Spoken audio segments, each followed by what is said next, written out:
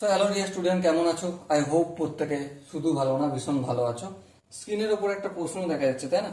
প্রশ্নটা আমরা মন দিয়ে পড়বো, বুঝবো, তারপর অঙ্কটা করার চেষ্টা করবো। ওকে, একটি সরল রেখা দুটি এককেন্দ্রীয় বৃত্তের একটিকে এ ও বি, অপরটিকে সি ও ডি বিন্দুতে ছেদ করেছে।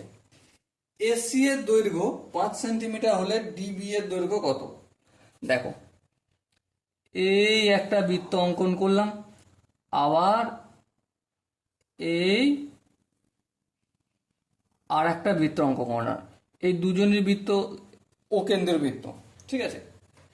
এবার কি বলেছে দেখো, এবার বলেছে যে একটিকে এ বি, সাপোজ এই এ বি, এই যে যেটা অঙ্কন করলাম এটা বড় বৃত্তকে এ বি বিন্দুতে ছেদ করেছে, আর ছোট বৃত্তকে কোন জায়গায় সি আর ডি বিন্দুতে ছেদ করেছে। ওকে, বোঝা গেল।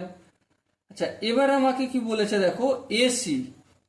আচ্ছা, একটু নামটা ভুল হয়েছে, এখানটা সি দি আর এখানটা ডি দি, ঠিক আছে। এসি মানে এখানটার দৈর্ঘ্যটা কতটা বলেছে, 5 সেন্টিমিটার, 5 cm। এসি এর দৈর্ঘ্য যদি 5 cm হয়, তাহলে বিডি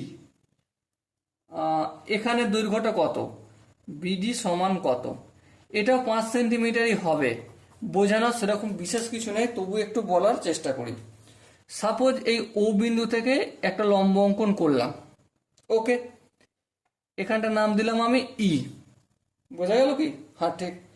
এবার দেখো, এই যে এ বি, এর ওপর লম্ব হচ্ছে ও ই। হ্যাঁ, ঠিক।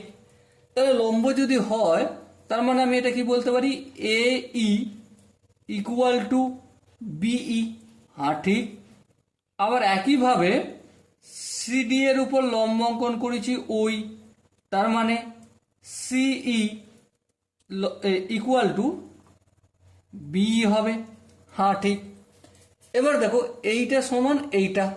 হ্যাঁ, আবার এই এ বি সমান এইটা। এটাকে যদি আমি একটু কাট অফ করে ছবিটা অঙ্কন করি, এই দেখো, এখানটা সাপোজ মনে করো ই বিন্দু, এখানটা এ, এখানটা হচ্ছে সি, এখানটা ডি আর এখানটা বি। এখান থেকে এখান পর্যন্ত যতটা দৈর্ঘ্য সি ই এর দৈর্ঘ্য, ততটা দৈর্ঘ্য ইডি, কারণ লম্ব, সেটা আমি প্রমাণ আগেই করে দিয়েছি। আবার এ থেকে ই পর্যন্ত যে দৈর্ঘ্য, বি থেকে ই পর্যন্ত সেই দৈর্ঘ্যটা ইকুয়াল। হ্যাঁ, ঠিক। সাপোজ আমি মনে করছি এক্সাম্পল দিচ্ছি, এ থেকে ই পর্যন্ত হচ্ছে 10 সেন্টিমিটার। কত? 10 সেন্টিমিটার। তাহলে এ থেকে ই পর্যন্ত যদি 10 সেন্টিমিটার হয়, তাহলে বি থেকে ই পর্যন্ত দৈর্ঘ্যটা কত হবে? অবশ্যই 10 সেন্টিমিটারই হবে। বেশ। আবার একইভাবে সি থেকে ই পর্যন্ত দৈর্ঘ্য সাপোজ আমি 4 সেন্টিমিটার ধরছি, তাহলে ই থেকে ডি পর্যন্ত দৈর্ঘ্যটা 4 সেন্টিমিটারই হবে। হ্যাঁ, ঠিক। এবার তোমাকে যদি জিজ্ঞাসা করে যে ভাই এই দৈর্ঘ্যটা কত, কত কত, অবশ্যই 10 থেকে 4 বিয়োগ করলে 6 হয়, তাহলে এখানটা যদি 6 হয়, এখানটাও কি হবে? 6ই হবে, তাই না? এবারে তার মানে কি, এ থেকে সি পর্যন্ত যতটা দৈর্ঘ্য, ততটাই বি থেকে ডি পর্যন্ত দৈর্ঘ্য। হ্যাঁ, ঠিক। তার মানে এ থেকে সি পর্যন্ত দৈর্ঘ্য আমাকে কত বলেছে? 5 সেন্টিমিটার।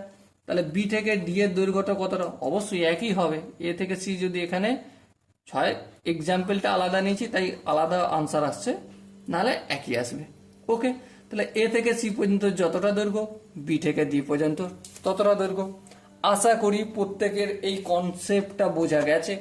যদি কোনো জায়গায় বুঝতে অসুবিধা থাকে, ডাউট থাকে বা কনফিউশন থাকে, তার জন্য কমেন্ট বক্স খোলা রইল। ওকে, সো ডিয়ার স্টুডেন্ট, দেখা হচ্ছে পরবর্তী সেশনে। ততক্ষণ পর্যন্ত ভালো থেকো, সুস্থ থেকো এবং জয় হিন্দ।